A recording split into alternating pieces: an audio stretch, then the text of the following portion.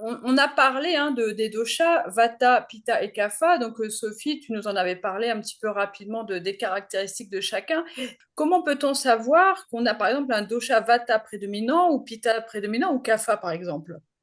Oui, bah, peut-être une première façon de faire, c'est de savoir un petit peu de quoi on parle avec le Vata, le Pitta et le Kapha. Le Vata, c'est tout ce qui est agité. Le Pitta, c'est tout ce qui est sous l'influence du feu et de la pression. Et puis le Kapha a tendance à être un petit peu plus lourd. Par exemple, pour détailler un peu plus, donc le côté Vata étant plus léger, agité, c'est tout ce qui correspond à de l'agitation. Ça peut être l'agitation dans la tête, beaucoup de pensées, sommeil superficiel. Ça peut être de l'agitation dans les intestins, comme le côlon irritable que connaissent beaucoup, ou simplement l'impression que les intestins sont tout le temps en train de travailler, qu'il y ait beaucoup de ballonnement d'air, de nouveau une substance légère. Ou au niveau circulatoire, c'est peut-être déjà un petit peu plus compliqué d'avoir quelque chose d'assez évident, mais on peut dire aussi que le vata est lié à tout ce qui est sec, puisque c'est assimilé un peu, enfin c'est comparé à l'action du vent. Donc le vent, il l'assèche, il est rapide, il est léger, et il assèche.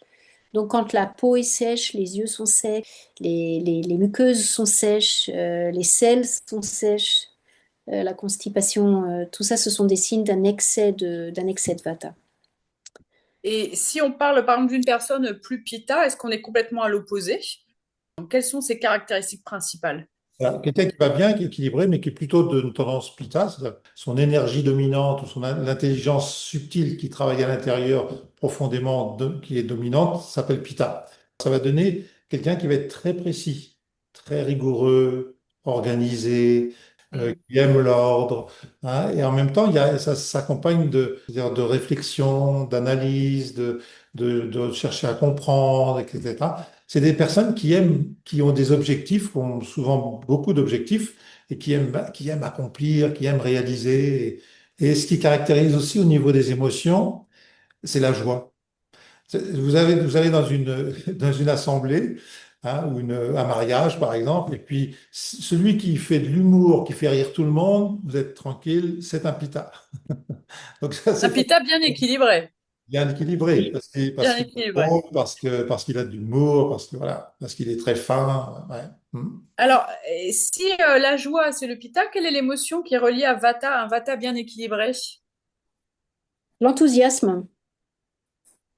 L'enthousiasme, l'envie L'enthousiasme. de faire des nouvelles choses, prêt à s'accomplir ou à se jeter à l'eau dans un certain nombre de projets, qui réagit assez rapidement puisqu'il est plus léger, qui va s'investir d'emblée. Peut-être pas pour longtemps, ce sera la question de savoir jusqu'à Ouais, quel point le vata est équilibré. d'accord. Et comment on caractériserait du coup une personne Kapha à prédominance, avec le dosha prédominant Kapha, toujours dans le sens bien équilibré, justement?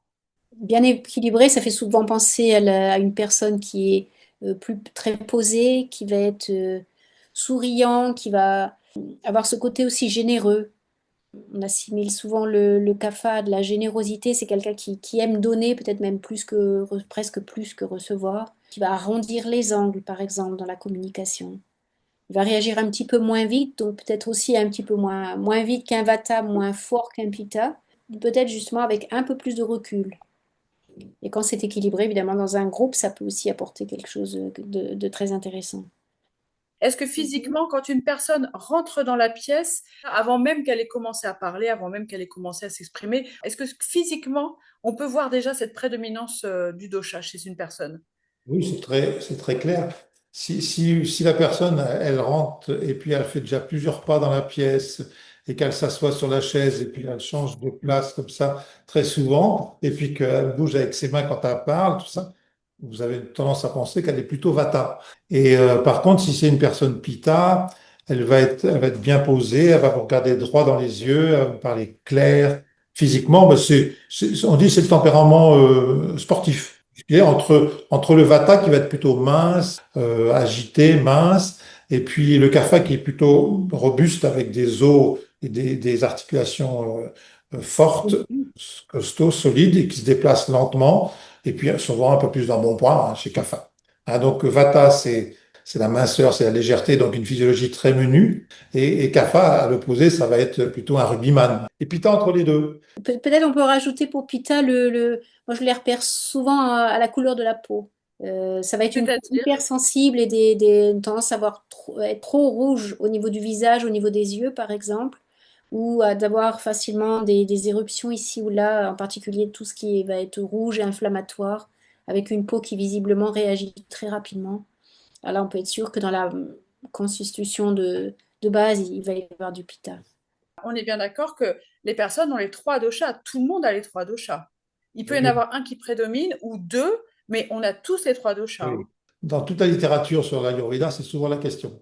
Et souvent, les gens disent, ah non, moi je suis Vata. Oui, mais Vata, putain, Mm. Oui. c'est simplement, il y a quelque chose qui s'exprime de façon plus importante, mais les trois sont là. Si on a les trois, est-ce qu'il y a des sièges prédominants des doshas dans l'organisme? Oui, oui, ça c'est clair. Bah, il y a déjà un site principal, hein. On dit que le centre du Vata, c'est dans l'abdomen, hein, en dessous du nombril, l'endroit où le Vata est le plus concentré. Ça ne veut pas dire qu'il n'y en a pas ailleurs, mais Ouais. c'est son siège principal. Après, le Vata, comme il est léger, il se déplace et on va vite le retrouver ici et là. Le Pitta, lui, il est plus centré au milieu du corps, au niveau du plexus solaire, classiquement. C'est pour ça que ça peut être l'endroit où on a des sensations de feu. En bas, c'est plutôt les gaz. Au milieu, c'est plutôt le feu. Le kapha va être plutôt sur la partie haute du thorax. Classiquement, c'est là son centre principal. Il est relié plus au liquide, en fait. On sait que les poumons ou le cœur qui fait bouger beaucoup de circulation se situent à ce niveau-là.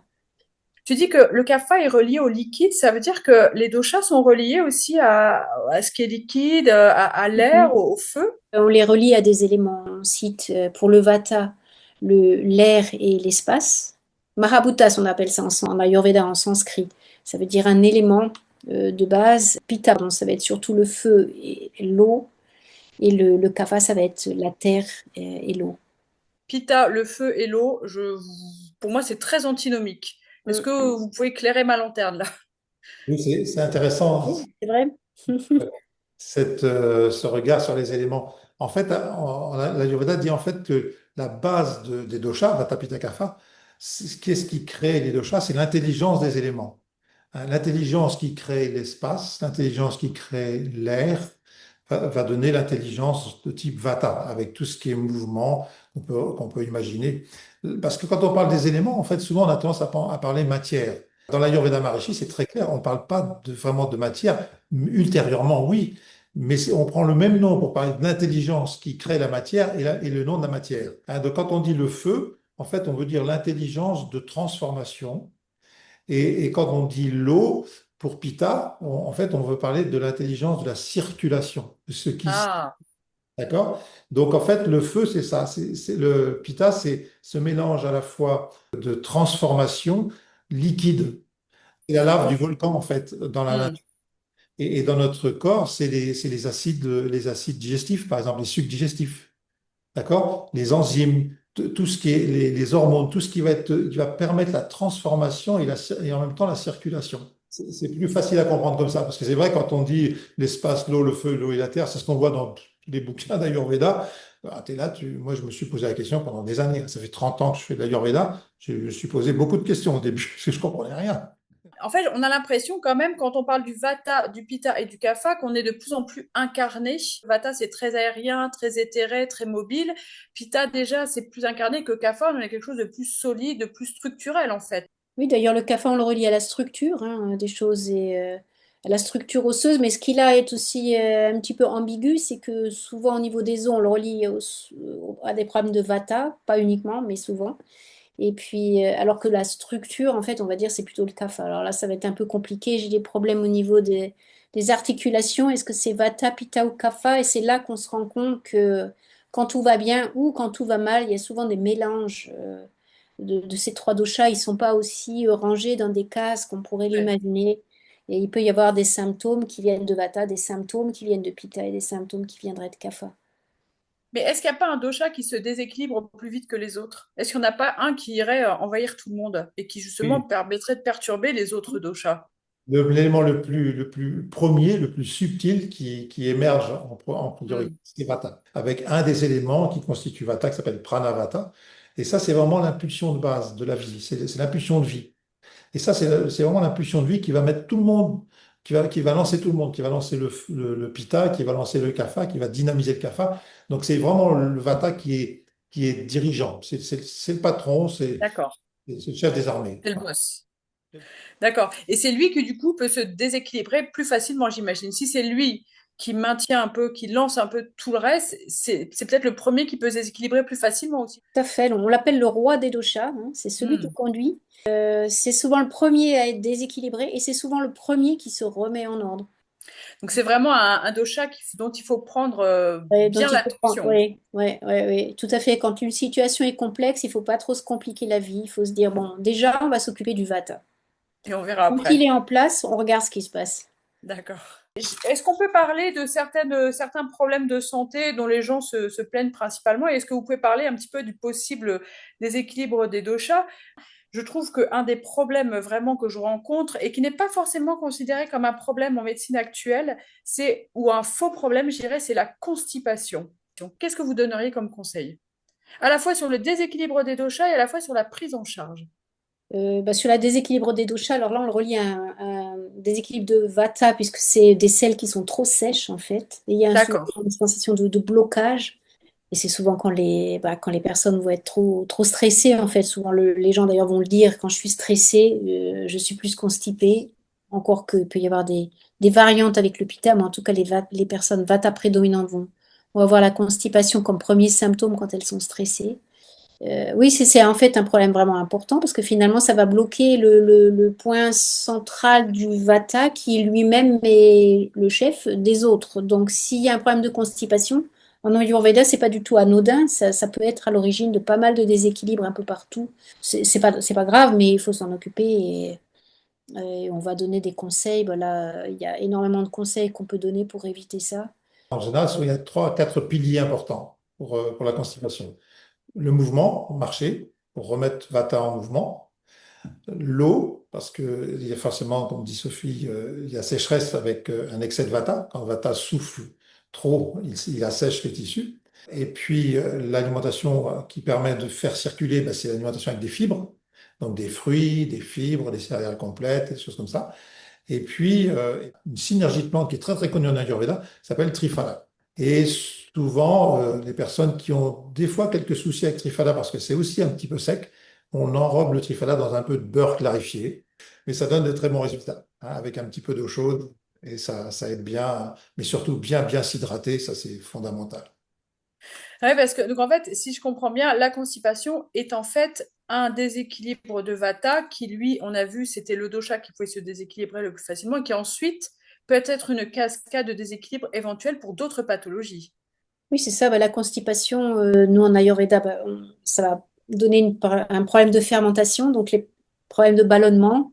Ça peut donner D'accord? des problèmes d'hémorroïdes, trop de pression, les gens qui Ouais. commencent à pousser en allant aux toilettes. S'il y a vraiment un blocage, à ce moment-là, l'excès des trois doshas va pas pouvoir s'éliminer très facilement. Donc, il va y avoir une tendance à ce que tout remonte vers le haut. Alors, le plus classique, par exemple, c'est chez les femmes après la ménopause qui vont avoir ces bouffées de chaleur qui remontent vers le haut, souvent Ah, associées à une constipation. Donc ça, c'est assez classique. On se dit, bah, la première chose, c'est être sûr qu'il n'y a pas de problème de constipation avant de traiter les bouffées de chaleur. Et ça pourrait même être chez les personnes, alors la plus pitta, qui vont avoir des problèmes au niveau de l'estomac ou même au niveau du cœur. Il faut vraiment corriger l'élimination, commencer par ça, parce que si l'élimination ne se fait pas bien, c'est comme si mécaniquement, même, il y a une pression locale, une compression au niveau de la partie basse du ventre qui va comprimer même les gros vaisseaux, qui fait que tout le reste du corps, il est sous pression. Des fois, ça se voit physiquement. Si, dans les phénomènes un petit peu extrêmes, c'est quelqu'un qui aurait de l'embonpoint, par exemple, et qui a beaucoup trop de rougeur, de feu dans la partie haute du corps, ça je pense souvent à des hommes, on avait presque l'impression qu'ils vont exploser. ouais, je vois bien. Hmm. Donc là, c'est qu'il y a vraiment un blocage du vata, constipation et blocage des énergies dans la partie basse du corps. J'ai quand même beaucoup de patients qui me disent, moi, quand je mange des crudités, en fait, ça aggrave ma constipation.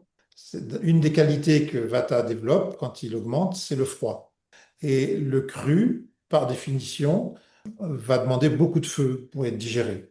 en fait, on aura un feu qui va être irrégulier et qui va être refroidi par le vata. Et donc, on aura beaucoup de mal à digérer. Trop difficile à Difficile à transformer en fait digérer. parce qu'il y a besoin de ce feu que n'ont pas les Vata. Ils n'arrivent pas à Ouais, le je comprends. transformer et finalement ça va créer plus de ballonnement. Alors moi je leur dis toujours la salade ça va pas marcher.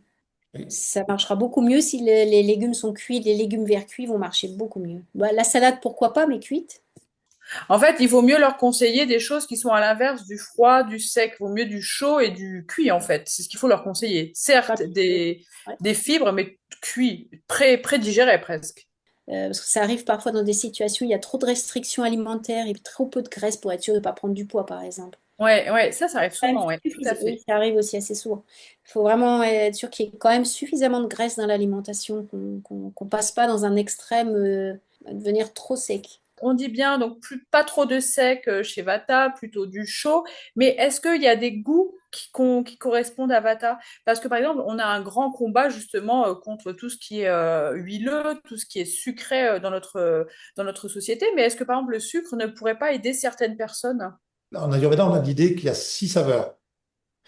Et les saveurs sont associées au dosha. D'accord, Vata, par exemple, il est constitué de ce qui est amer, de ce qui est astringent et de ce qui est piquant.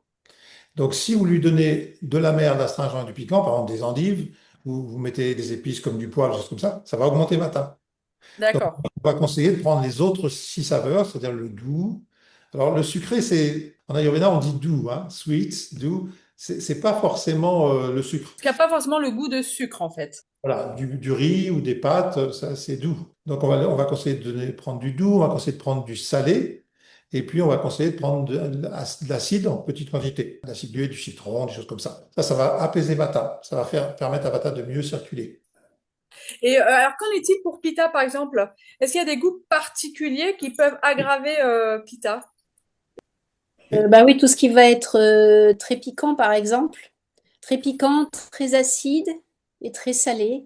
Alors là, tous les gens qui ont des brûlures d'estomac, ils ont trouvé tout seuls ce qui va pas. Donc très piquant, le piment, par exemple, c'est le plus piquant. L'acidité, ça peut être bah, tout ce qui est, par exemple, un fruit pas mûr ou un jus d'orange ou du vinaigre. Très salé, alors ça, c'est quelque chose aussi de particulier. Les gens oublient de penser que le salé, c'est pas uniquement le sel qu'on rajoute, mais c'est aussi le sel qu'on trouve dans pas mal d'aliments qui sont conservés. Ça peut être les olives qui sont dans un liquide salé. Il y a beaucoup certains poissons qui sont gardés dans le sel, etc., etc.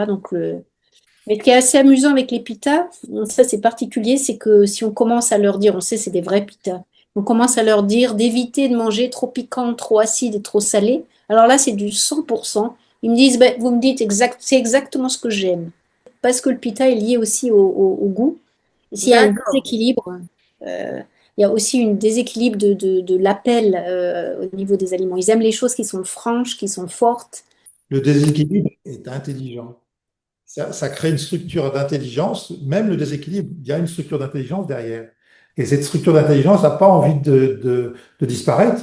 Donc elle continue d'exister en recherchant les saveurs qui vont continuer à la faire vivre. Qui vont à l'entretenir, mais à aggraver le Pita, donc. Voilà, c'est ça. C'est ce qui crée les mauvaises habitudes, ce qu'on appelle les mauvaises habitudes. Moi, j'ai un ami qui, Pita, voilà, électricien, travaillait dans des endroits avec énormément d'électromagnétisme et tout ça. Et puis, à la retraite, bon, voilà, il rentre chez lui, il est terminé, plus d'activité, etc. Pita, toujours aussi déséquilibré. Il a enlevé tout ce qui était piquant, il a enlevé tout ce qui était acide, il avait une nourriture parfaite, rien n'y faisait, son pita était sûr. Et le jour où il a arrêté le sel, c'est ce jour-là, ça a commencé à diminuer, diminuer, diminuer. Il avait des brûlures dans les jambes, hein, des brûlures dans les pieds, dans les jambes. C'était vraiment un vrai déséquilibre pita. Et ça n'a diminué, ça a mis des mois, mais juste en enlevant le sel, finalement. C'est ce qui a été le plus marquant pour lui, quoi. Mais par contre, on peut pas dire que le sel est mauvais pour tout le monde. Alors bien sûr, si on n'a pas de problème cardiaque, d'hypertension artérielle, mais le salé peut par exemple apaiser les Vata alors. Oui. Oui, oui, c'est vrai, mais ça ne veut pas dire qu'on va leur conseiller de manger trop salé non plus. C'est toujours une Non. question de modération, mais on parle toujours en termes d'équilibre dans l'Ayurveda. Et un kapha, alors qu'en est-il? Le sel, qu'est-ce que ça fait? Ça retient l'eau. Mhm. Kapha, c'est l'intelligence qui structure tous les liquides dans le corps. Donc, si le kapha prend du sel, il va augmenter sa quantité de liquide dans le corps, va prendre du poids et ça va le déséquilibrer. Donc le sel, pas bon pour CAFA. Pas bon pour le cafard. Et le sucre, on Le, aurait tendance à dire, s'il a tendance à prendre du poids, pas forcément idéal non plus. le doux, tout ce qui est doux, hein, dans les conseils qu'on donne pour un tempérament CAFA, on lui dit pas de blé, pas de riz. Donc on va prendre des céréales plus sèches, plus asséchantes, plus astringentes, plus amères. D'accord. Quinoa ou des céréales comme ça, le sarrasin. Ce qu'il lui faut pour l'apaiser, si on veut l'apaiser, c'est tout ce qui est amer et astringent. Les endives, les salades, mais Hmm. plutôt des légumes amers, astringents, cuits à nouveau. Pourquoi cuit? Les cafards ont des problèmes de constipation, comme les Vata? Le CAFA peut aussi, par déséquilibre, par congestion, avec cette CAFA, ça peut aussi induire de la constipation. C'est une autre forme de constipation, mais ça peut aussi induire de la constipation. Le maire astringent, je sais pas, peut-être c'est un mot qui est peut-être mal traduit. Je me demande si c'est pas plutôt âpre. Un Ah peu. oui, ah, d'accord, ouais. C'est pas ça fait, vous mangez quelque chose, tu sais, ça resserre comme ça à l'intérieur. Ouais, ça resserre au niveau des papilles un Banane peu pas pour mûre, tous. par exemple, un Oui, fruit pas banane mûr. pas mûre, ouais, tout à fait. C'est ce côté âpre qu'on peut ressentir dans la bouche. Et puis, mais en général, les cafards, eux, ils vont dire qu'ils aiment ce qui est amer. Ils vont dire, ah ben Ouais. justement, j'aime bien ça, c'est un peu amer et je sens que ça me fait du bien. En fait, on peut toujours revenir à ce principe d'autoréférence. Si on s'écoute vraiment, si on est dans l'autoréférence, on va savoir vers quoi se diriger en fait pour les aliments et quoi éviter a priori. Alors, justement, Hmm. Sauf quand il y a un déséquilibre qui s'auto-entretient. exactement, exactement. Hein, tant que c'est équilibré ou enfin, relativement équilibré, en général, on va aller vers ce qui nous convient pour maintenir l'équilibre. Mais quand il y a trop de déséquilibre, il Hmm. faut voir le consultant, il faut voir le médecin ayurvédique pour basculer du côté de l'équilibre. Allez, mais moi j'ai des patients, c'est totalement l'inverse, hein. Ils vont me dire j'y vais 3 à 4 fois par jour. Pour le Bien. pitta, voilà, qui va avoir trop de feu et à ce moment-là, ça entraîne plus d'élimination. Mais ça peut être parfois un vata qui va avoir alternativement un problème de constipation suivi de sel mal digéré. Donc il y va un peu trop, puis de nouveau ça rebouche, Ah. c'est un peu sec. Et là, il faut quand même traiter la constipation malgré tout. Et si jamais c'est un pitta vraiment avec un feu digestif qui est trop fort et du coup des selles très fréquentes, qu'est-ce qu'on peut lui conseiller à cette personne? Quelles sont les règles de base qu'elle devrait suivre pour essayer de pacifier ce dosha? Souvent, moi, j'utilise le premier remède, la purgation. On a eu un centre de Panchakarma pendant très très longtemps. Donc ça, on pratiquait ça très régulièrement. Et ça, c'est très très bien. Ça fait baisser le niveau d'acidité dans le corps. Et pour les pitas, ça marche très très bien. Je me souviens c'était un monsieur de la Guadeloupe. Et il n'arrivait même plus à marcher tellement il y avait d'acidité. Tout était bloqué, l'énergie était toute bloquée sur son côté droit. Il marchait en tirant sa jambe comme ça. Et puis, en prenant son pouls, j'avais un pita.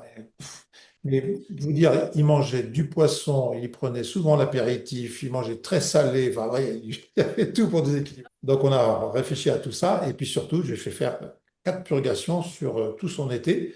Et à la fin de l'été, il téléphone, il me dit, bah, ça y est, là, je suis en train de faire mon footing sur la plage.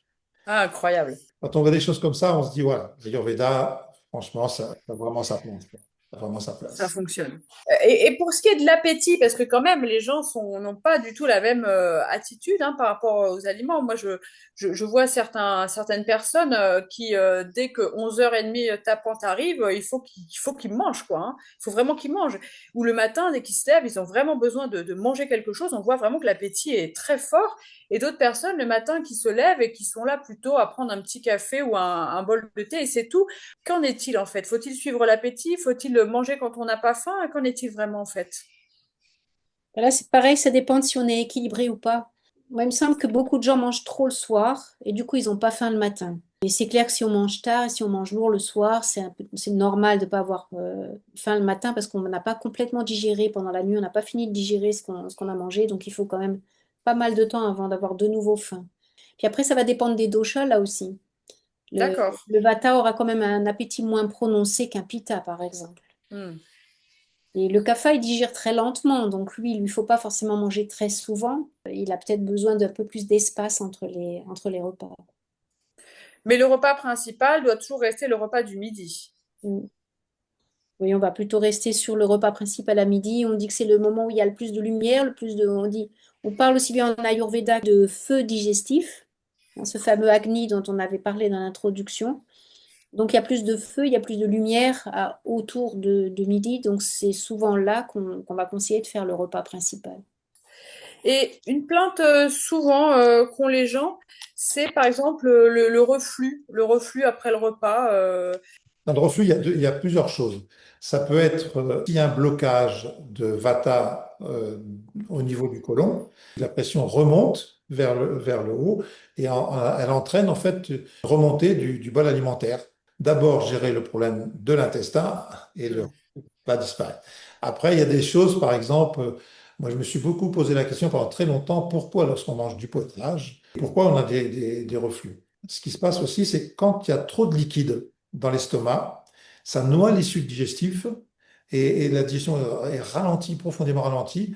Et quand vous allez vous coucher avec une digestion très très lente, eh bien très souvent ça crée de la pression, ça crée des fermentations dans l'estomac et ça fait remonter les aliments. C'est assez fréquent. Il y a disons, deux cas de figure. Il y a soit il n'y a pas assez de feu digestif, ou soit il y a trop de feu digestif avec Hmm. trop d'acidité et de la pression qui remonte. Et à ce moment-là, on a des RGO qui est très acide, très brûlant. Et donc il faut bien choisir, faut bien réfléchir à savoir s'il faut augmenter le feu ou le diminuer. Ouais, ou diminuer le feu. Hmm. Qu'en est-il de la glace? Crème Une glacée. bonne grosse crème glacée. Voilà, c'est l'exemple de nourriture café. C'est Hmm. très doux, sucré, assez gras, à moins que ce soit un sorbet. Non, là, on parle de Donc la ça va être grosse une glace, hein. nourriture qui est CAFA, qui est plutôt dans le déséquilibre quand même, puisque c'est très sucré et très gras et très froid. Donc en général, presque tous les doshas aiment bien la glace, mais c'est en fait déséquilibré pour chacun, pour chacun des doshas, parce que c'est un petit peu trop excessif dans toutes les directions. Le froid n'est pas bon pour le vata. Bon, après, tout ce qui va être lourd sera pas bon pour le kapha. Puis bon, le pitta, évidemment, il aime bien en général manger des choses un petit peu fraîches, mais c'est pas pour ça qu'un excès de sucre et un excès de graisse, ça va vraiment être idéal. Donc, faut le prendre plutôt pour le plaisir. En quantité limitée, hein. Encore que le plaisir pourrait faire partie, ça pourrait être l'occasion de parler de l'effet du plaisir sur la qualité de la digestion et ça compte aussi, c'est pas que ça ne compte pas. Se faire plaisir de temps en temps, même si on n'est pas exactement dans la ligne et qu'on sait très bien Oui. que ça ne nous convient pas vraiment, c'est pas forcément non plus dramatique, c'est plus les excès continus qui vont vraiment déséquilibrer que quelque chose qu'on va faire une fois pour se faire plaisir et puis ça va. euh, Finalement, le corps est quand même assez intelligent et flexible pour s'y adapter. Loin des repas, c'est bien, c'est plus facile à digérer. C'est-à-dire qu'en fait, juste après un repas, ce que ça fait, c'est que ça tue le sucre. Mieux, c'est mieux. Peut-être pas c'est bien, mais c'est mieux. C'est préférable.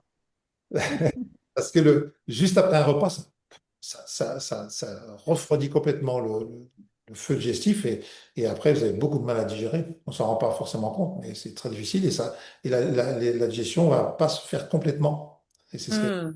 ce qui va nous conduire petit à petit à l'accumulation de toxines. Il en est même de l'eau froide parce qu'il y a quand même il y a beaucoup de gens hein, qui mettent leur bouteille d'eau au frigo et qui apportent ce froid justement pendant les repas en fait. Il en est du même principe en fait. Et là, moi, je pense que le froid est plus gênant dans de l'eau froide que dans une glace qui finalement va, en général, est mangée doucement et va fondre dans la bouche Ouais, et finalement va être qui peut avalée être assez réchauffé froide que presque. ça. Ouais, ouais. Tandis que si on boit rapidement un verre d'eau froide, là, c'est vraiment comme mettre de la glace sur le feu digestif. Il faut vraiment avoir un excellent feu digestif pour supporter ça, parce que sinon, ça va vraiment noyer toutes les capacités digestives et puis on sent, bon, ça passe pas. Mais quelquefois, bon, certaines personnes ont tellement l'habitude de prendre ça, surtout en été, qu'elles arrivent à boire que glacé. Et bah, nous, en Ayurveda, là, on ne serait pas vraiment. C'est Ouais. pas vraiment conseillé. On le conseille à personne, même aux gens pita. On conseille Ouais. pas forcément de boire brûlant, mais on conseille vraiment de boire chaud et quelque chose qui a bouilli avant. Au Hmm. mieux, enfin, ou peut-être éventuellement à température ambiante, mais certainement pas froid du frigo. Il y a vraiment trop de décalage avec la température de notre corps. Nous, on est à 37. Si on met à 16 degrés dans Ouais. le frigo, on va dépenser tellement d'énergie juste pour réchauffer l'eau qu'on vient de mettre dans l'estomac, que c'est pas idéal. Mais à contrario, des éléments extrêmement très chauds, vraiment très très chauds, pour une personne Pitta qui a beaucoup de feu, ça pourrait être un problème aussi, par exemple. En général, ils n'aiment pas. Ils aiment Oui, c'est pas. vrai, ils prennent pas trop chaud. Ces genres de personnes, vous leur servez une tisane, Tiède. vous leur servez une tisane, ils attendent qu'elle soit froide pour commencer à la boire. Ouais. Hmm. Et Ah vraiment, ouais. quelqu'un comme ça. Il ne faut pas lui faire boire quelque chose de chaud.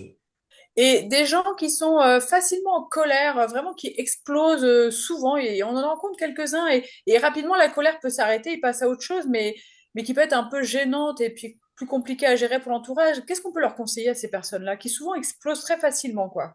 Alors, ben, disons que là, il y a un petit excès de pitta, peut-être de vata aussi. Hein, ça peut être, la colère, ça peut être aussi lié à vata.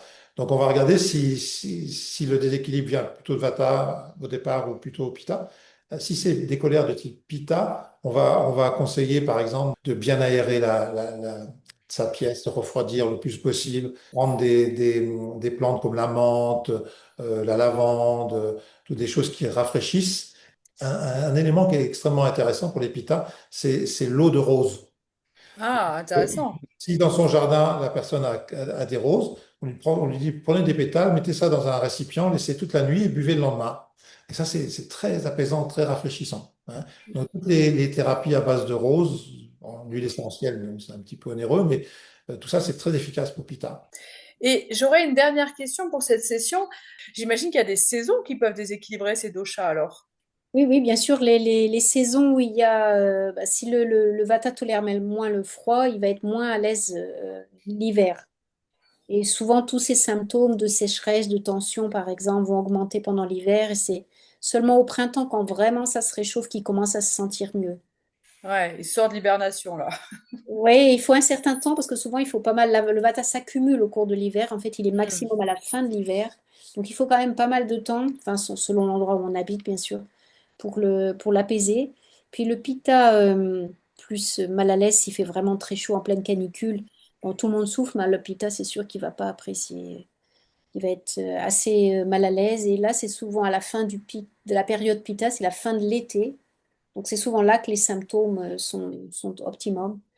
Et puis pour le kapha, c'est plus le printemps. Il peut être un peu déprimé au printemps si c'est pas très équilibré comme kapha. d'accord. C'est la température qui augmente le kapha. Les vata adorent ça, ben, les kapha pas trop parce que c'est le moment, s'ils avaient du surpoids, ben, c'est le moment où ils vont sentir que ça les gêne.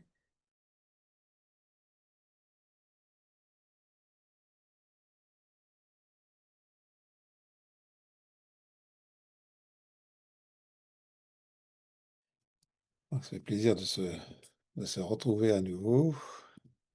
En sanskrit, le mot santé, ça se dit swasta. Swasta. Et la traduction, c'est swasta, sta, établi, soi, dans le soi, établi dans l'être, établi dans le soi. Intéressant, hein, comme définition. Le mot dit exactement ce dont on a parlé la dernière fois, l'idée que l'Ayurveda est basée sur l'éveil de la conscience. Et que on a vu le premier remède la dernière fois, en parlant de la méditation, hein, comme premier remède justement pour éveiller la conscience et pour établir ou rétablir la cohérence, la clarté, la créativité et tout l'aspect ordonné de la conscience au niveau relatif, au niveau de la physiologie. Donc ce soir, on va aborder un nouveau sujet. Donc on va peut-être encore partager l'écran pour remettre ça dans le contexte. Donc là, on avait vu ce petit tableau la dernière fois qui mettait en évidence l'aspect de la conscience dans sa valeur non manifestée et dans sa valeur manifestée, hein, ce qui est palpable, ce dont on peut faire l'expérience à l'extérieur, dans le quotidien. Et puis, on a vu qu'il y avait deux niveaux au niveau de l'aspect non manifesté de la conscience, un aspect complètement silencieux, qui souvent on appelle souvent l'être, le soi. On a vu la pure conscience, la source de toute la création, le champ unifié de toutes les lois de la nature. Et puis, on a vu que quand la conscience prend conscience d'elle-même, elle perçoit à l'intérieur d'elle une infinité de possibilités, et ce qui va engendrer un dynamisme. Et on appelle ça donc le dynamisme, l'aspect dynamique de la conscience. On est toujours dans l'aspect non manifesté. Et ce soir, donc, ce que l'on va voir, c'est justement ce qui est perçu, localisé par la conscience elle-même, à l'intérieur d'elle-même, hein, ce qu'on appelle, en sanskrit, on appelle ça les mahabhutas, hein, c'est-à-dire les éléments, hein, dont on entend souvent parler en Ayurveda, hein, l'espace, l'air, le feu, l'eau et la terre. Alors, ce qui est précisé sur le tableau, comme vous pouvez le voir, c'est l'aspect d'intelligence.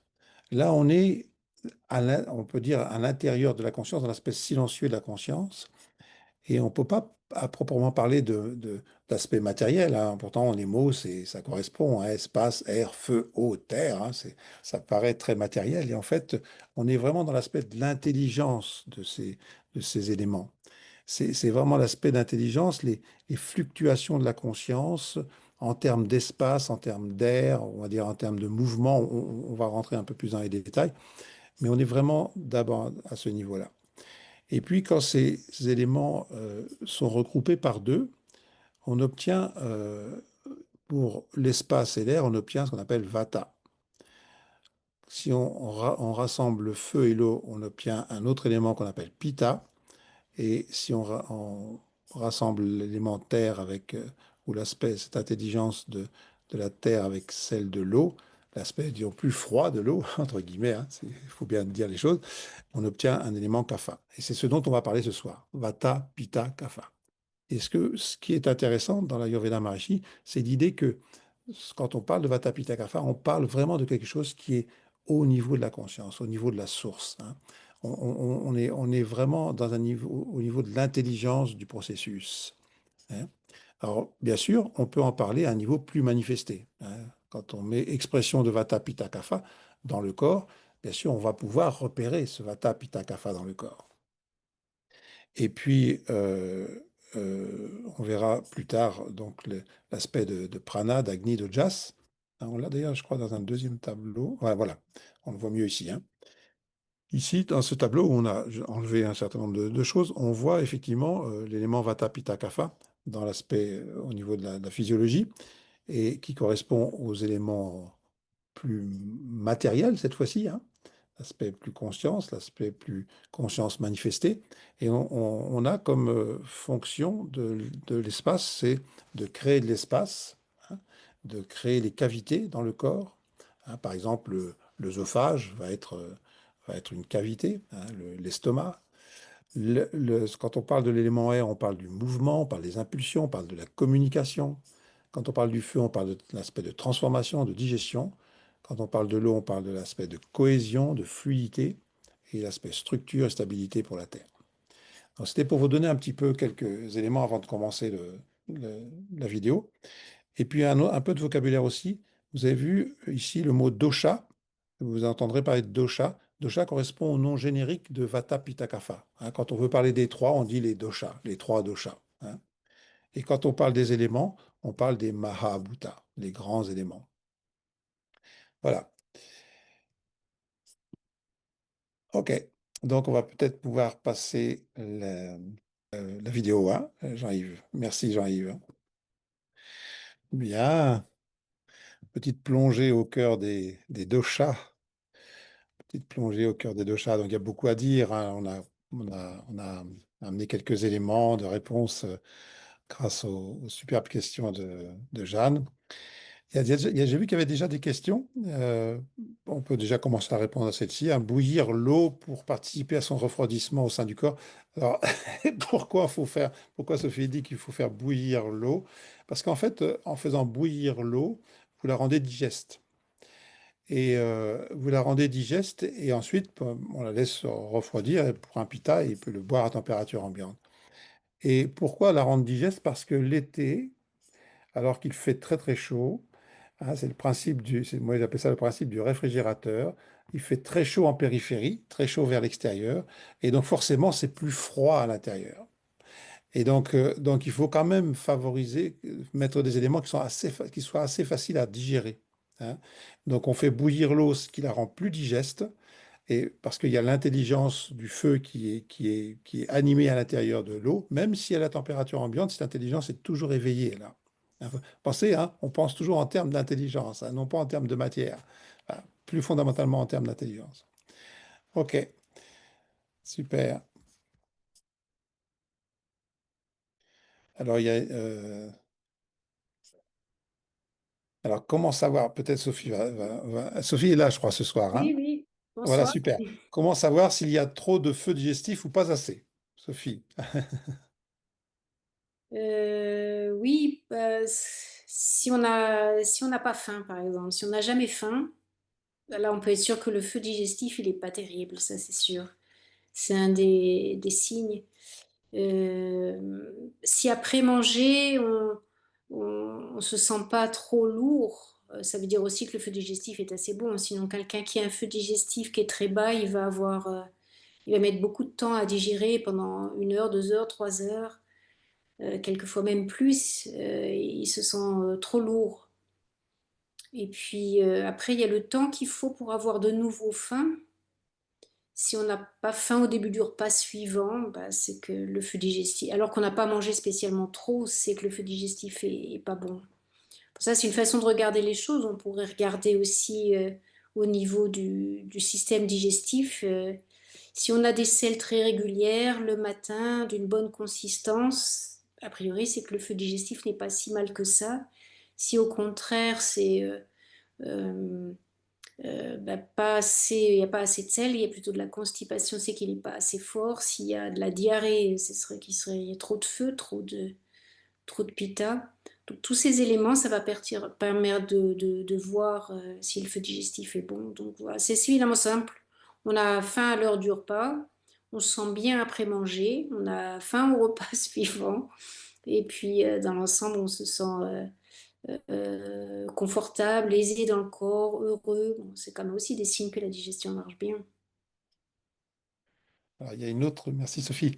Il y a une autre question. Bouillir l'eau avec du feu plutôt qu'une bouilloire électrique est préférable? Point d'interrogation. Alors, après, il y a des côtés pratiques, quoi. C'est-à-dire Oui, c'est qu'effectivement, si on a un gaz et puis qu'on peut faire chauffer l'eau avec une vraie flamme, c'est toujours, on dit c'est toujours préférable, mais voilà, hein, des fois, c'est pratique d'avoir la bouilloire électrique, on fait bouillir. La seule chose, c'est que la bouilloire électrique, elle ne permet pas toujours de faire bouillir suffisamment longtemps. À savoir que on donne en général comme idée, comme conseil, de bouillir l'eau pour Vata au moins 5 minutes, pour Pitta une dizaine de minutes, et pour Kapha, qui a besoin d'un processus, enfin de quelque chose de très digeste, on le fait bouillir au moins une quinzaine de minutes.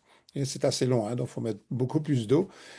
Et donc effectivement, le feu est préférable, hein. Si on a quelque chose, une flamme en dessous, c'est préférable. Mais bon, on peut le faire à la plaque électrique aussi, hein.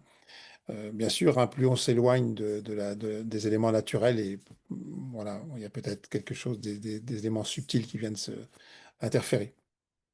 Mais dans tous les cas, il faut bien faire bouillir. Alors, qu'est-ce qu'il y a d'autre? Est-ce bon de manger le midi? Je vois pas le petit chose qui est là. De, du basmati blanc avec lentilles, corail, plus coriandre, cumin et curcuma. Alors, Dominique pose cette question. Tac, je vais bouger là. Voilà. Ouais, Sophie, est-ce que tu veux répondre à ça? Est-ce bon de Oui, mais manger le c'est un midi repas tout riz à basmati fait, blanc avec oui, lentilles? pardon. C'est un repas tout à fait classique. On va manger du riz, du dal, des légumes cuits. Voilà, un repas ayurvédique tout à fait typique. C'est d'ailleurs ce qu'on fait aussi dans les cliniques de Panchakarma parce que c'est très digeste. Donc oui, ça marche bien. C'est assez équilibré, même si on raisonnait d'une manière très classique, hein. Le riz apporte des hydrates de carbone, le dal, les lentilles corail, enfin, toutes les lentilles finalement vont apporter pas mal de protéines, et puis les légumes vont apporter des fibres, des minéraux, des vitamines. Donc on a un repas déjà assez équilibré si on part sur cette base, surtout si on est végétarien évidemment. On n'a pas de protéines animales, ou très peu avec le lait par exemple, ou éventuellement du fromage. Mais là, on a vraiment besoin de manger des lentilles, et c'est souvent, comme c'est assez long à digérer, même assez long à cuire, assez long à digérer, c'est plus facile de les avoir à midi, mais on pourrait aussi les manger le soir dans un kitchuri. C'est le riz et du dal cuits ensemble, du riz et des lentilles cuits ensemble, ou sous forme de soupe de légumes avec un petit peu de dal dedans. Donc, hmm. Mhm.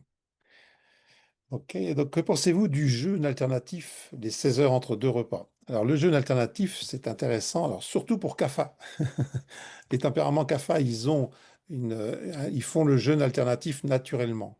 À savoir qu'en règle générale, ils ont tellement besoin de temps pour digérer, pour transformer l'alimentation, que pour eux, de ne pas manger le soir, par exemple, de manger un petit déjeuner, un repas du midi, ne pas manger le soir. Donc, le lendemain matin, on est sur ce genre de type, ce qu'on appelle le jeûne alternatif. Euh, Ça se fait naturellement. Pour un tempérament Pitta, l'Ayurveda déconseille de sauter un repas parce qu'en général, ils ne peuvent pas sauter un repas et s'ils le font, ils le font en forçant, c'est-à-dire comment dire, en contraignant un petit peu leurs désirs et leurs besoins. Parce qu'eux, en général, s'ils sont bien équilibrés, ils ont un bon flux digestif, une bonne capacité à transformer et au bout de 3 heures, 3, 4 heures, ils ont complètement digéré. Hein. Du moins l'essentiel. Tant qu'au tempérament Vata, le jeûne pour Vata est très déconseillé. Pourquoi? Parce que ça donne trop de légèreté et ça augmente énormément Vata. Donc en général, Vata, on donne plus, le docteur Raju disait ça, il disait on donne davantage, faut mieux aller plutôt vers plusieurs repas, des petits repas, parce que le Vata, souvent, le vrai Vata, il a tendance à picorer. Alors, il dit il faut mieux aller sur plusieurs repas, voire 4, 5 repas par jour. Donc ça dépend si on est vraiment purement Vata, si on est vraiment du type apicoré. Là, ça, c'est tout à fait possible pour eux. Alors, question suivante. Faire bouillir l'eau, mais on la boit à température ambiante ou doit-on la boire chaude, Sophie? En général, on dit plutôt de la boire chaude, mais ça peut dépendre de la constitution. La personne Vata qui a plutôt plus de froid à l'intérieur d'elle-même, c'est particulièrement important qu'elle boive suffisamment chaud. Ça n'a pas besoin d'être brûlant là encore. C'est chaud, ça veut dire, ça doit être quand même confortable. C'est pas l'idée de se brûler quand au niveau des lèvres, de la bouche ou quand on avale. Ça, ce serait pas vraiment une bonne chose. Et la personne Pitta, comme disait Dominique tout à l'heure dans la présentation, elle va plutôt de toute façon avoir tendance à attendre un peu plus, que ce soit vraiment tiède ou même déjà refroidi. Et puis la personne Kapha, c'est peut-être entre les deux, mais on dit quand même plutôt de boire chaud, mais je pense que la personne, en fonction de sa constitution, va se sentir plus ou moins confortable en fonction de la température. Puis ça dépend quand même de la saison en hiver, qui est la saison Vata. On va avoir vraiment besoin de manger, de manger et de boire chaud, alors qu'en été, on sentira peut-être un petit peu moins l'impératif de boire chaud, même si on a peut-être tort, parce qu'il faut bien voir que les gens qui habitent traditionnellement dans le désert, ils boivent très chaud, hein. Ils boivent surtout des boissons comme du thé, par exemple, qu'ils ont fait bouillir et qu'ils vont boire chaud. Super. Alors, en cas de faible feu digestif, il est judicieux de le stimuler, pardon, avec des aliments piquants. Est-il judicieux d'utiliser des autres sens, visuellement, par exemple, s'entourer de couleurs rouges, utiliser une nappe de table rouge, utiliser des assiettes avec des angles pointus, d'autres exemples, etc. J'aime beaucoup l'idée, c'est très amusant et c'est très juste, hein, c'est très juste. On peut, on peut travailler sur, vous voyez, le fait, un pull vert comme celui-ci, forcément, ça va stimuler le feu digestif. Hein. Donc, l'environnement compte pour beaucoup, l'environnement, les odeurs. Hein. Il y a des huiles essentielles, par exemple, qui vont stimuler le fait de diffuser comment dire, des huiles essentielles comme le cumin ou comme le romarin ou le thym, ça va stimuler la digestion. C'est une bonne remarque. Hein. On peut utiliser plein d'autres moyens. Mm.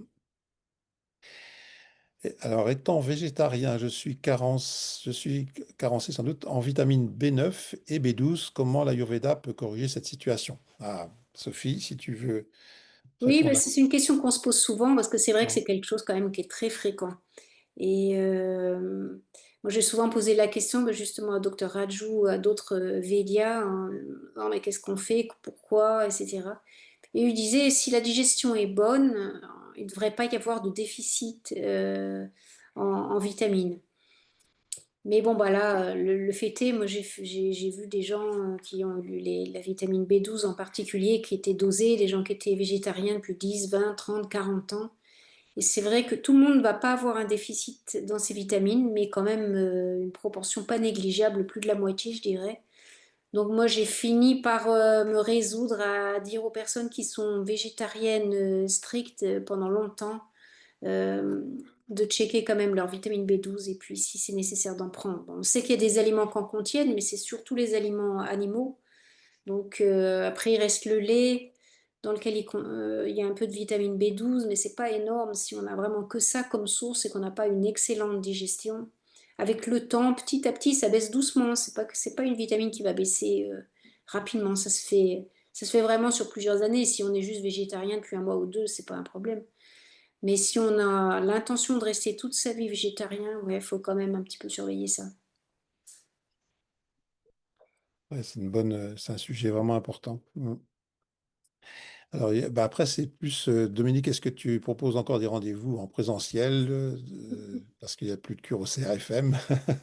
Euh, Exceptionnellement, oui. Je fais plutôt en visio, mais exceptionnellement, je peux faire en présentiel. Et sinon, où faire une cure de panchakarma en France? Y a-t-il un hôpital védique disponible en France pour pathologies lourdes, AVC, diabète, etc.? Donc pour l'instant, on travaille à mettre en place un centre de panchakarma. C'est pas encore d'actualité. Enfin, c'est pas d'actualité. C'est pas encore bien.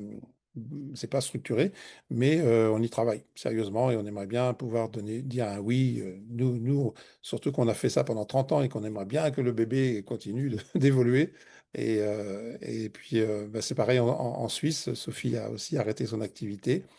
Donc actuellement, on est un petit peu en stand-by. Mais on y travaille de façon intense. Mhm. De quoi peut... tu as peut-être quelque chose à ajouter, Sophie, sur le sujet du Non, panchakarma? non, pas Non. grand-chose sur le Panchakarma. Oui, c'est vrai. Bon, nous, on a été obligés d'arrêter parce que le bâtiment était vendu. Donc là, on a un certain nombre de médecins qui sont intéressés pour reprendre le centre. Mais bah, évidemment, il faut changer d'endroit. Et bon, ça va prendre un certain temps. Après, il existe quand même des centres Ayurveda Maharishi en Europe. Si vraiment on sent que c'est le moment de faire un Panchakarma, il y a quand même des centres en Italie, en Autriche, en Allemagne. Bah, il y en a aussi un petit centre en Hollande, en Angleterre. Donc il y a quand même des solutions si on a vraiment envie de commencer. Puis on espère évidemment qu'il y aura un centre en France prochainement. Alors, de quoi peut venir une bouche pâteuse le matin avec des glaires? Alors ça, c'est un sujet qu'on va aborder un peu plus tard dans le cours. Hein, c'est ce qu'on appelle l'AMA. C'est-à-dire Sophie a parlé des problèmes de digestion. Effectivement, quand la digestion est mauvaise, elle ne transforme pas complètement les aliments. Et cette non-transformation, ce sont des matières qui stagnent d'abord dans le tube digestif et qu'on appelle AMA, non cuit, non digéré, non cuit, non transformé. Donc ça, c'est un sujet qu'on va aborder, qu'on abordera en détail. Mm. Et en Allemagne, ok, bien, bien reçu, oui. Bien sûr, en Allemagne, il y a un centre aussi en Allemagne. Mm. Un centre de Panchakarma. Ok, bon, je voulais juste remercier les personnes qui se sont penchées sur le petit exercice qu'on s'était donné la dernière fois, hein, j'ai bien aimé la petite phrase, les sens sont les petites mains de la conscience. On avait vu un petit peu qu'est-ce qui vous avait marqué dans le cours de la dernière fois.